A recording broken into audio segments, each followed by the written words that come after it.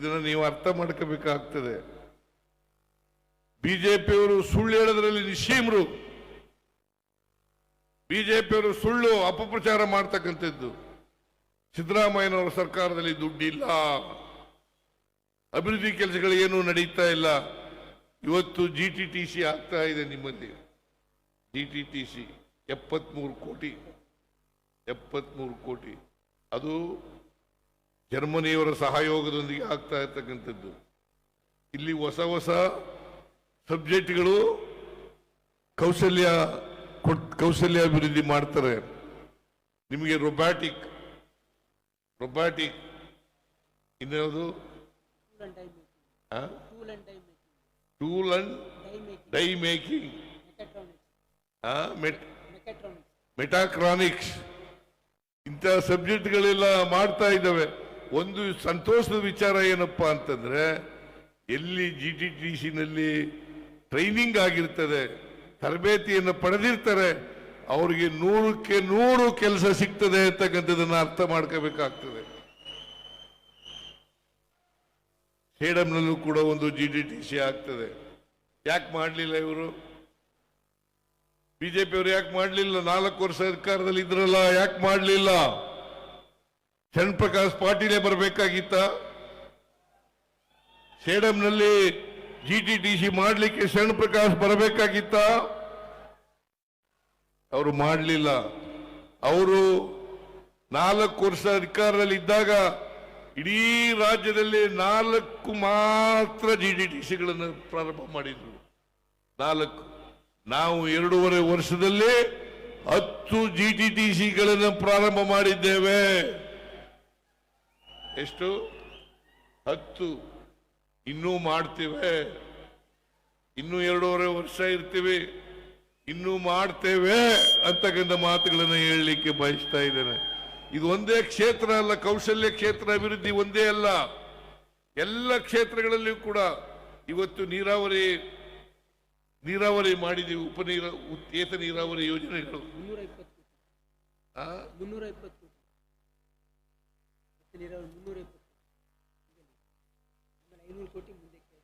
320. ಸೇಡಂನಲ್ಲಿ ಇಲ್ಲಿ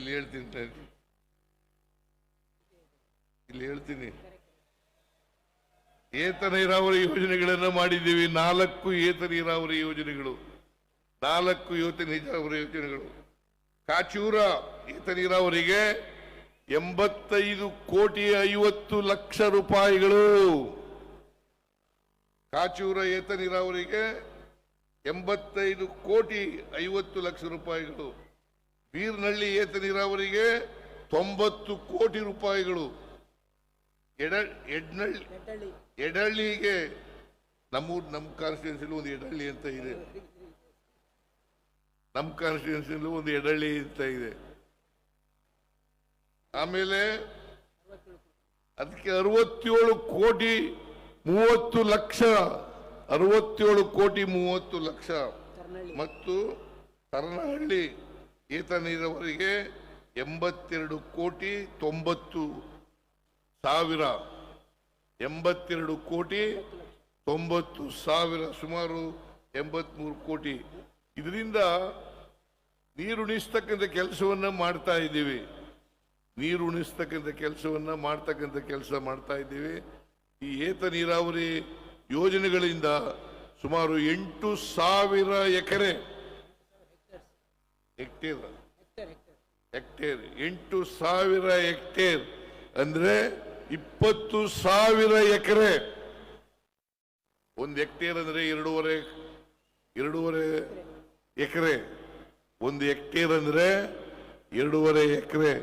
ಅದರಲ್ಲಿ 8,000 ಹೆಕ್ಟೇರ್ ಪ್ರದೇಶವನ್ನ ನೀರಾವರಿಗೆ ನೀರನ್ನು ಕೊಡ್ತಕ್ಕಂಥ ಕೆಲಸವನ್ನು ಮಾಡ್ತಾ ಇದ್ದೇವೆ. ಇದರಿಂದ ನೀರಾವರಿ ಆಗೋದ್ರಿಂದ ಒಂದು ವಾಣಿಜ್ಯ ಬೆಳೆಗಳನ್ನು ಬೆಳೀತಕ್ಕಂಥ ಸಾಧ್ಯತೆ ಇದೆ. ವಾಣಿಜ್ಯ ಬೆಳೆಗಳು ತೊಗರಿ, ಕಬ್ಬು ಇಂಥ ವಾಣಿಜ್ಯ ಬೆಳೆಗಳನ್ನು ಬೆಳೀತಕ್ಕಂಥ ಪ್ರಯತ್ನವನ್ನು ಈ ಭಾಗದಲ್ಲಿ ಬೆಳೀಲಿಕ್ಕೆ ಜನರಿಗೆ ಅವಕಾಶವನ್ನು ಒದಗಿಸಿಕೊಡ್ತಕ್ಕಂಥದ್ದು. ಎರಡನೇದು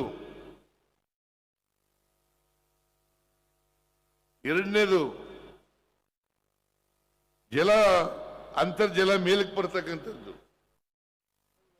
ಗ್ರೌಂಡ್ ವಾಟರ್ ಅಂತ ಇಂಗ್ಲಿಷ್ನಲ್ಲಿ ಗ್ರೌಂಡ್ ವಾಟರ್ ಅಂತ ಹೇಳ್ತೀವಿ, ಕನ್ನಡದಲ್ಲಿ ಅಂತರ್ಜಲ. ಈ ಇಂಗ್ಲಿಷ್ ಭಾಷೆನೇ ಅರ್ಥ ಆಗೋದು ನಮಗೆ. ಗ್ರೌಂಡ್ ವಾಟರ್ ಅಂತಂದ್ರೆ ಅಂತರ್ಜಲ, ಅದು ಮೇಲಕ್ಕೆ ಬರಲಿಕ್ಕೆ ಅನುಕೂಲ ಆಗ್ತದೆ, ಕುಡಿಯೋ ನೀರಿಗೆ ಅನುಕೂಲ ಆಗ್ತದೆ. ಇದರಿಂದ ಈ ಭಾಗದ ಒಣಭೂಮಿಯಲ್ಲಿ ವ್ಯವಸಾಯ ಮಾಡ್ತಕ್ಕಂಥ ಜನ ನೀರಾವರಿ ಬೆಳೆಗಳನ್ನು ಬೆಳೀಲಿಕ್ಕೆ, ವಾಣಿಜ್ಯ ಬೆಳೆಗಳನ್ನು ಬೆಳೀಲಿಕ್ಕೆ, ಕುಡಿಯೋ ನೀರಿಗೆ, ಅಂತರ್ಜಲ ಹೆಚ್ಚಾಗಲಿಕ್ಕೆ ಅನುಕೂಲ ಆಗ್ತದೆ ಅಂತಕ್ಕಂಥ ಮಾತುಗಳನ್ನು ಈ ಸಂದರ್ಭದಲ್ಲಿ ಹೇಳಲಿಕ್ಕೆ ಬಯಸ್ತಾ ಇದ್ದೇನೆ. ಅದರಿಂದ ಇವತ್ತು ನಾವು ಅನೇಕ ಅಭಿವೃದ್ಧಿ ಕೆಲಸಗಳನ್ನು ಕರ್ನಾಟಕದಲ್ಲಿ ಮಾಡ್ತಾ ಇದ್ದೀವಿ. ನಮ್ಮ ಸರ್ಕಾರ ಸೇಡಂನಲ್ಲೂ ಕೂಡ ಮಾಡಿದ್ದೀವಿ, ಹಾಗೇನೆ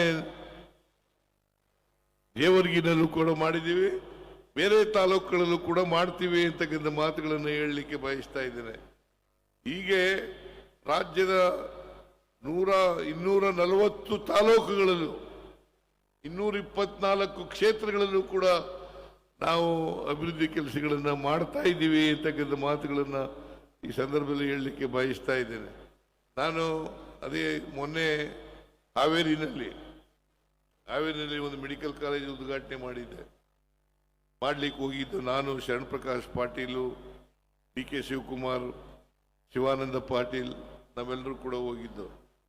ಅಲ್ಲಿ ಹೋದಾಗ ಹೇಳಿದೆ ನಾನು, ರಾಜ್ಯದಲ್ಲಿ 71 ಮೆಡಿಕಲ್ ಕಾಲೇಜ್ಗಳಿದ್ದಾವೆ, ಅದರಲ್ಲಿ ಸರ್ಕಾರಿ ಮೆಡಿಕಲ್ ಕಾಲೇಜ್ಗಳೇ 22 ಮೆಡಿಕಲ್ ಕಾಲೇಜ್ಗಳು ಇದಾವೆ. ನಾನು ಘೋಷಣೆ ಮಾಡಿದ್ದೆ, ಹಿಂದೆ ಡೆಪ್ಟಿ ಚೀಫ್ ಮಿನಿಸ್ಟರ್ ಆಗಿದ್ದಾಗ ಘೋಷಣೆ ಮಾಡಿದ್ದೆ, ಪ್ರತಿ ಜಿಲ್ಲೆನಲ್ಲಿ ಒಂದು ಮೆಡಿಕಲ್ ಕಾಲೇಜ್ ಇರಬೇಕು, ಒಂದು ಸೂಪರ್ ಸ್ಪೆಷಾಲಿಟಿ ಆಸ್ಪತ್ರೆ ಇರಬೇಕು, ಒಂದು ಟ್ರಾಮಾ ಸೆಂಟರ್ ಇರಬೇಕು ಅಂತಕ್ಕಂಥ ಮಾತುಗಳನ್ನು ಹೇಳಿದ್ದೆ. ಅದೇ ದಿಕ್ಕಿನಲ್ಲಿ ಇವತ್ತು ಹೆಜ್ಜೆ ಇಡ್ತಾ ಇದ್ದೀವಿ ಅಂತಕ್ಕಂಥ ಮಾತುಗಳನ್ನು ಹೇಳಿ ಹಂತವಾಗಿ ಎಲ್ಲ ಜಿಲ್ಲೆಗಳಲ್ಲೂ ಕೂಡ ಮೆಡಿಕಲ್ ಕಾಲೇಜ್ಗಳನ್ನು ಮಾಡ್ತಕ್ಕಂಥ ಪ್ರಯತ್ನವನ್ನು ನಾವು ಮಾಡ್ತೇವೆ ಅಂತಕ್ಕಂಥ ಈ ವರ್ಷ 3 ಜಿಲ್ಲೆಗಳಲ್ಲಿ ಮೆಡಿಕಲ್ ಕಾಲೇಜ್ಗಳನ್ನು ಮಾಡ್ತಾ ಇದ್ದೀವಿ. ಒಂದು ದಕ್ಷಿಣ ಕನ್ನಡ ಜಿಲ್ಲೆ ಪುತ್ತೂರು, ಎರಡನೇದು ಬಾಗಲಕೋಟೆ, ಮೂರನೇದು ಕೋಲಾರ, ಮತ್ತೆ ರಾಮನಗರ ಮೊದಲೇ ಘೋಷಣೆ ಮಾಡಿದ್ದು, ಅದು ಈ ವರ್ಷ ಮಾಡ್ತಾ ಇದ್ದೀವಿ. ಆದ್ರಿಂದ ನಾವು ಈ ವರ್ಷ ಮುಂದಿನ ವರ್ಷನೂ ಕೂಡ ಮೆಡಿಕಲ್ ಕಾಲೇಜ್ಗಳನ್ನು ಮಾಡ್ತೇವೆ ಅಂತಕ್ಕಂಥ ಮಾತುಗಳನ್ನು ಹೇಳಿ ಹಂತವಾಗಿ ನಾವು ಕರ್ನಾಟಕದಲ್ಲಿ ಮೆಡಿಕಲ್ ಕಾಲೇಜ್ಗಳನ್ನು ಮಾಡಬೇಕು, ಹಳ್ಳಿಗಾಡಿನ ಜನರು ವೈದ್ಯರಾಗಬೇಕು ಅಂತಕ್ಕಂಥ ಉದ್ದೇಶದಿಂದ ಇದು ಎರಡನೇದು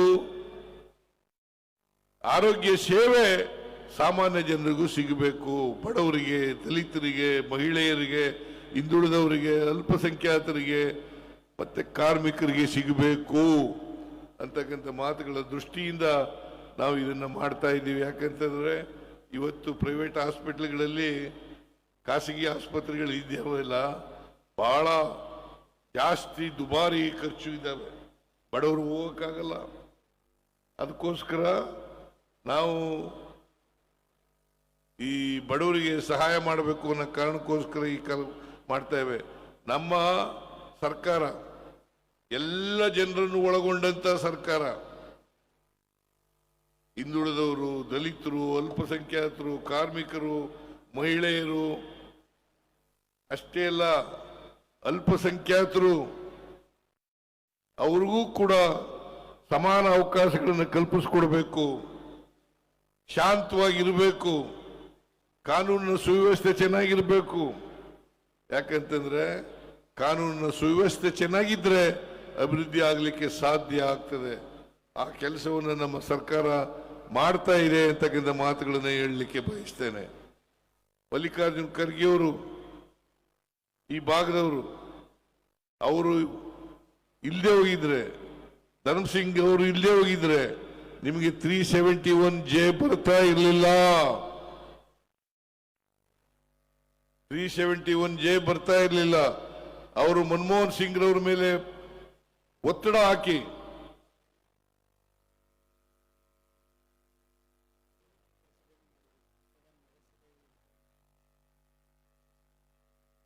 ಹಾಕಿ ಸಂವಿಧಾನವನ್ನು ತಿದ್ದುಪಡಿ ಮಾಡಿ 371J ಕ್ಲಾಸ್ ಅನ್ನು ಸೇರಿಸ್ತಕ್ಕಂಥ ಪ್ರಯತ್ನವನ್ನು ಮಾಡಿದ್ರು.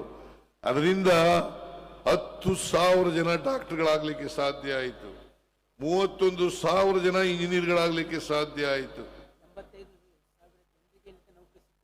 ಆಮೇಲೆ 12,000 ಜನರಿಗೆ ಡೆಂಟಲ್ ಡಾಕ್ಟರು, ಕೃಷಿ ಪದವೀಧರರಿಗೆ ಕೆಲಸ, ಇವೆಲ್ಲ ಆಗ್ಲಿಕ್ಕೆ ಸಾಧ್ಯ ಆಯಿತು.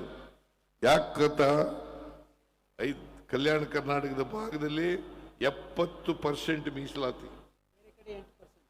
ಬೇರೆ ಕಡೆ ಇಡೀ ರಾಜ್ಯದಲ್ಲಿ 8%. ಶರಣ್ ಪ್ರಕಾಶ್ ಪಾಟೀಲ್ ಕೂಡ ಸದಸ್ಯರಾಗಿದ್ದರು. ನಮ್ಮ ಸರ್ಕಾರ ಇತ್ತು ಆ ಸಮಯದಲ್ಲಿ. 2013 ಕ್ಯಾಬಿನೆಟ್ ಸಬ್ ಕಮಿಟಿ ಮಾಡಿದ್ದೆ. HK ಪಾಟೀಲ್ ಅವರ ಅಧ್ಯಕ್ಷತೆಯಲ್ಲಿ ಕ್ಯಾಬಿನೆಟ್ ಸಬ್ ಕಮಿಟಿ ಮಾಡಿದೆ. ಇವರು ಕೂಡ ಸದಸ್ಯರಿದ್ರು. ಅವರು ಕೊಟ್ಟ ವರದಿಯನ್ನ ಯಥಾವತ್ತಾಗಿ ಒಪ್ಪಿಗೆ ಕೊಟ್ಟು ಅದನ್ನು ಜಾರಿ ಮಾಡಿದದ್ದು ನಮ್ಮ ಸರ್ಕಾರ ಅಂತಕ್ಕಂಥ ಮಾತುಗಳನ್ನು ಹೇಳಲಿಕ್ಕೆ ಬಯಸ್ತಾ ಇದ್ದಾರೆ. ಬಿಜೆಪಿಯವರು ವಿರೋಧ ಮಾಡಿದ್ರು, ನಾವು ಜಾರಿ ಕೊಟ್ಟ. ಇದರಿಂದ ಇವತ್ತು ಸುಮಾರು 85,000 ಜನರಿಗೆ ಸರ್ಕಾರಿ ನೌಕರಿ ಸಿಗ್ಲಿಕ್ಕೆ ಸಾಧ್ಯ ಆಯಿತು. ಉಳಿದಂತೆ ಎಲ್ಲ ಉದ್ಯೋಗಗಳನ್ನು ಕೂಡ, ಖಾಲಿ ಇರ್ತಕ್ಕಂಥ ಉದ್ಯೋಗಗಳನ್ನು ಕೂಡ ಹಂತ ಹಂತವಾಗಿ ಭರ್ತಿ ಮಾಡ್ತೇವೆ ಅಂತಕ್ಕಂಥ ಮಾತುಗಳನ್ನು ಹೇಳಲಿಕ್ಕೆ ಬಯಸ್ತಾ ಇದ್ದೇನೆ. ಆಮೇಲೆ ಸೇಡಂ ಪುರಸಭೆಯನ್ನ ಶರಣ್ ಪ್ರಕಾಶ್ ಒತ್ತಡದ ಮೇಲೆ ನಗರಸಭೆಯನ್ನಾಗಿ ಮಾಡಿದ್ದೇವೆ. ಸೇಡಂ ಪುರಸಭೆ ಇತ್ತು ಇಲ್ಲಿವರೆಗೆ. ಇದನ್ನು ನಗರಸಭೆ ಮಾಡಲಿಕ್ಕೆ ನಮ್ಮ ಸರ್ಕಾರ ಕಾರಣ, ಮತ್ತೆ ಶರಣ್ ಪ್ರಕಾಶ್ ಪಾಟೀಲ್ ಕಾರಣ ಅಂತಕ್ಕಂಥ ಮಾತುಗಳನ್ನು ಈ ಸಂದರ್ಭದಲ್ಲಿ ಹೇಳಲಿಕ್ಕೆ ಬಯಸ್ತಾ ಇದ್ದೇನೆ. ಆಮೇಲೆ ಇನ್ನೊಂದು ನೀವು ತಿಳ್ಕೊಳ್ಳೇಬೇಕು. ಮಾನ್ಯ ಖರ್ಗೆ ಅವರು ಪ್ರಸ್ತಾಪ ಮಾಡಿದ್ರು, ಮನ್ರೇಗಾ ಬಗ್ಗೆ ಪ್ರಸ್ತಾಪ ಮಾಡಿದ್ರು. ಮನ್ರೇಗಾ ಆದದ್ದು 20 ವರ್ಷಗಳ ಹಿಂದೆ, 2005ನೇ ಇಸ್ವಿ. 2005ನೇ ಇಸ್ವಿನಲ್ಲಿ ಮನಮೋಹನ್ ಸಿಂಗ್ ರವರು ಪ್ರಧಾನಮಂತ್ರಿ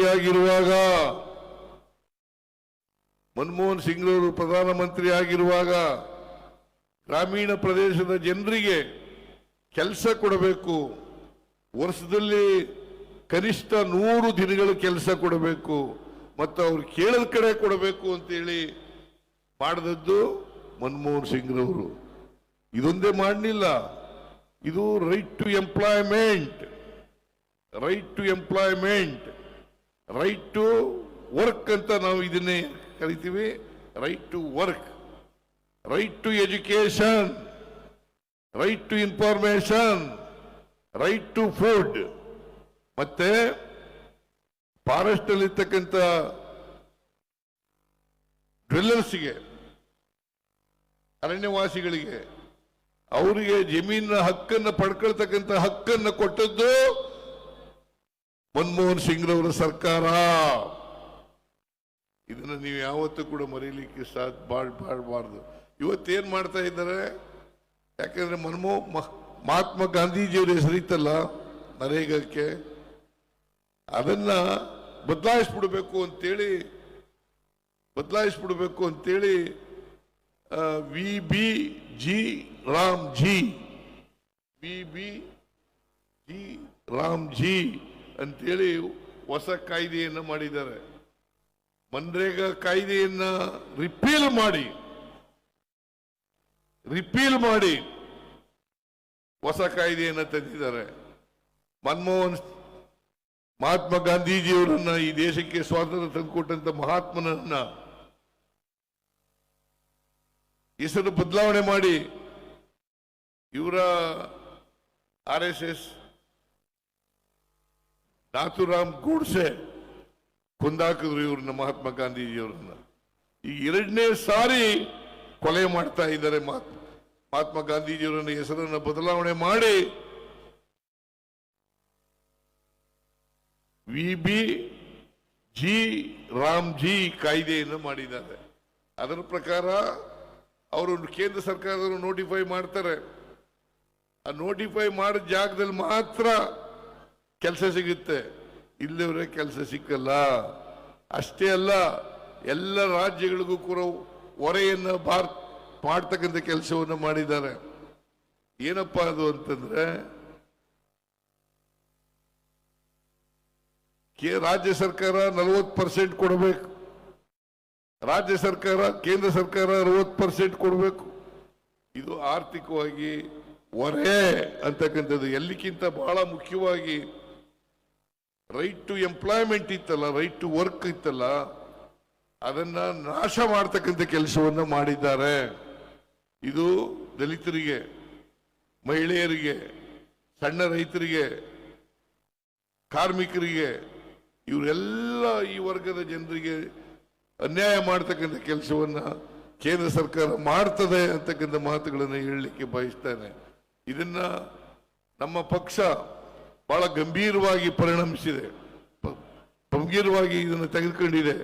ಅದಕ್ಕೋಸ್ಕರ ಕರ್ನಾಟಕ ರಾಜ್ಯದಲ್ಲೂ ಕೂಡ ನಾವು ಈಗ AICC ವರ್ಕಿಂಗ್ ಕಮಿಟಿ ಮೀಟಿಂಗ್ನಲ್ಲಿ ಇದನ್ನು ಪ್ರಸ್ತಾಪ ಆಯಿತು, ಇದ್ರ ಬಗ್ಗೆ ಚರ್ಚೆ ಆಯಿತು.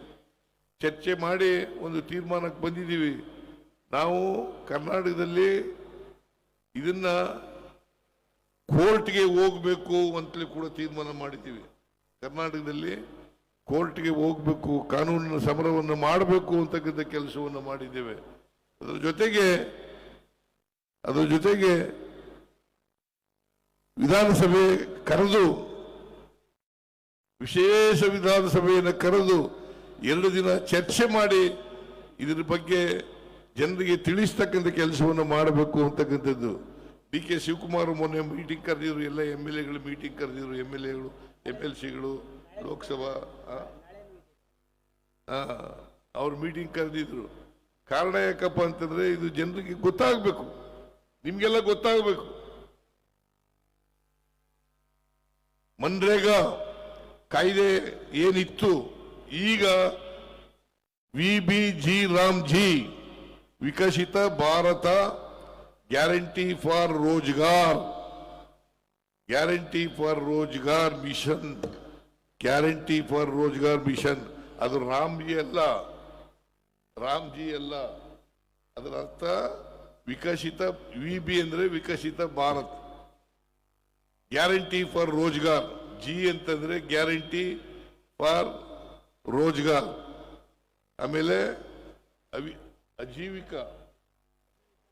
ಅಜೀವಿಕ ಮಿಷನ್. ಇದು ಇದರ VBG ರಾಮ್ಜಿ ಅನ್ನೋದರ ಎಕ್ಸ್ಪ್ಲನೇಷನ್ ಇರ್ತಕ್ಕಂಥದ್ದು. ಇದು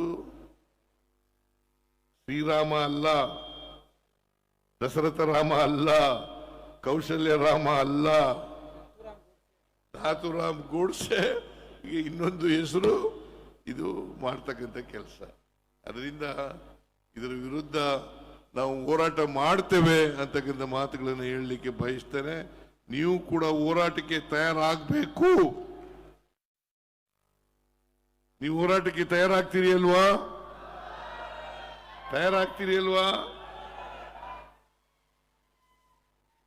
ಇದು ನಿರಂತರವಾಗಿ ಹೋರಾಟ ಮಾಡಿ ಈ ಕಾಯ್ದೆಯನ್ನ, ಮತ್ತೆ ಮನ್ರೇಗಾ ಕಾಯ್ದೆಯನ್ನ ಪುನರ್ಸ್ಥಾಪನೆ ಮಾಡ್ತಕ್ಕಂಥ VBG ರಾಮ್ಜಿ ಕಾಯ್ದೆಯನ್ನ ರದ್ದು ಮಾಡ್ತಕ್ಕಂಥ ವರೆಗೂ ಕೂಡ ನಾವು ಹೋರಾಟವನ್ನ ಮುಂದುವರಿಸಬೇಕು ಅಂತಕ್ಕಂಥ ಮಾತುಗಳನ್ನ ಹೇಳಿ, ಅದಕ್ಕೆ ಪಕ್ಷ, ಸರ್ಕಾರ ಎಲ್ಲ ಬೆಂಬಲವನ್ನ, ಸಹಕಾರವನ್ನ ಕೊಡ್ತದೆ ಅಂತಕ್ಕಂಥ ಮಾತುಗಳನ್ನು ಹೇಳಿ, ಸೇಡಂ ಕ್ಷೇತ್ರದಲ್ಲೂ ಕೂಡ ನೀವು ಹೋರಾಟವನ್ನು ಪ್ರಾರಂಭ ಮಾಡಬೇಕು ಅಂತಕ್ಕಂಥ ಮನವಿಯನ್ನು ಮಾಡಿ ನಿಮ್ಮೆಲ್ಲರಿಗೂ ನಮಸ್ಕಾರ ಮಾಡಿ ನನ್ನ ಮಾತುಗಳನ್ನು ಮುಗಿಸ್ತೇನೆ. ಜೈ ಹಿಂದ್, ಜೈ ಕರ್ನಾಟಕ, ಜೈ ಸಂವಿಧಾನ. ಸಂವಿಧಾನದ ಸಂರಕ್ಷಕರಾಗಿ ಕರ್ನಾಟಕದ ಸರ್ವಾಂಗೀಣ ಅಭಿವೃದ್ಧಿಗಾಗಿ ನಾವಿದ್ದೇವೆ ನಿಮ್ಮೊಂದಿಗೆ ಎಂದು ತಿಳಿಸುತ್ತಾ ಸರ್ಕಾರದ ಜನಪರವಾಗಿರುವಂತಹ ಯೋಜನೆಗಳ ಬಗ್ಗೆ ಸಾಕಷ್ಟು ವಿಚಾರಗಳನ್ನು ತಿಳಿಸಿದ್ದಾರೆ ಸನ್ಮಾನ್ಯ ಮುಖ್ಯಮಂತ್ರಿಗಳಾದ ಶ್ರೀ ಸಿದ್ದರಾಮಯ್ಯನವರು. ಕಾರ್ಯಕ್ರಮಕ್ಕೆ ಆಗಮಿಸಿ ಕಾರ್ಯಕ್ರಮದ ಶೋಭೆಯನ್ನು ವೃದ್ಧಿಸಿದಂತಹ ಎಲ್ಲ ಮಹನೀಯರಿಗೆ ವಂದನೆಗಳನ್ನು ಸಮರ್ಪಿಸಲಿದ್ದಾರೆ ಶ್ರೀ ಮಾರುತಿ ಹುಜುರಾತಿ, ಕ್ಷೇತ್ರ ಶಿಕ್ಷಣಾಧಿಕಾರಿಗಳು, ಸೇಡಂ.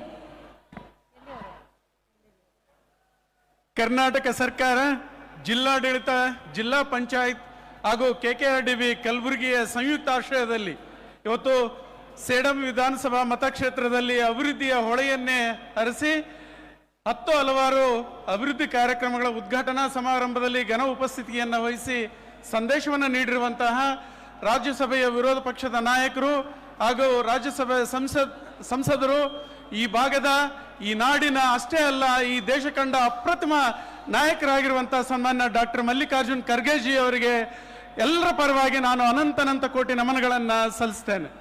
ಖರೀದಿಸುವ ಪ್ಲಾನ್ ಇದ್ದೀರಾ? ಹಾಗಾದ್ರೆ ಕೇತಕಿ ಡೆವಲಪರ್ಸ್ ನಲ್ಲಿ ಮೂಲಭೂತ ಸೌಕರ್ಯಗಳುಳ್ಳ C C road, footpath, garden, under drainage, water supply, ಉತ್ತಮ ಪರಿಸರವುಳ್ಳ ಫ್ಲಾಟ್ಸ್ ಲೇಔಟ್ ಲಭ್ಯ. ಬೀದರ್, ಹುಮ್ನಾಬಾದ್ ಸೇರಿದಂತೆ ಹಲವು ಭಾಗಗಳಲ್ಲಿ ಸುಂದರ ಲೇಔಟ್ಗಳಿದ್ದು ಅತ್ಯುತ್ತಮ ಬೆಲೆ, EMI ಸ್ಕೀಮ್ ಅನ್ನು ಲಭ್ಯ. ಹಾಗಿದ್ರೆ ತಡೆಯಾಕೆ? ಹಿಂದೆ ಸಂಪರ್ಕಿಸಿ 7676474747 MD ಸಂಗಮೇಶ್ ಚಿದ್ರಿ, ಹುಮ್ನಾಬಾದ್. ಗ್ರಾಹಕರ ಸ್ಯಾಟಿಸ್ಫ್ಯಾಕ್ಷನ್ ನಲ್ಲಿ ನಂಬರ್ 1 ತೃಪ್ತಿಕರದಾಯಕವಾದ ಹುಮ್ನಾಬಾದ್ನ SV TVS ಶೋರೂಮ್ ನಿಮಗಾಗಿ ತರುತ್ತಿದೆ ಹೊಸ ಮಾಡೆಲ್ಗಳ ಹೊಸ ಬೈಕ್ಗಳು. ಇಲ್ಲಿ TVS ನ ಸ್ಪೇರ್ ಪಾರ್ಟ್ಸ್ ಹಾಗೂ ಸರ್ವಿಸ್ ಕೂಡ ಲಭ್ಯ. ಹಾಗಿದ್ರೆ ತಡೆಯಾಕೆ? ಹಿಂದೆ ಭೇಟಿ ನೀಡಿ, ನಾಗಲಕ್ಷ್ಮಿ ಧಾಬಾ ಹತ್ತಿರ, ಗುಲ್ಬರ್ಗಾ ರೋಡ್, ಹುಮ್ನಾಬಾದ್. ಹೆಚ್ಚಿನ ಮಾಹಿತಿಗಾಗಿ ಸಂಪರ್ಕಿಸಿ 8494951009.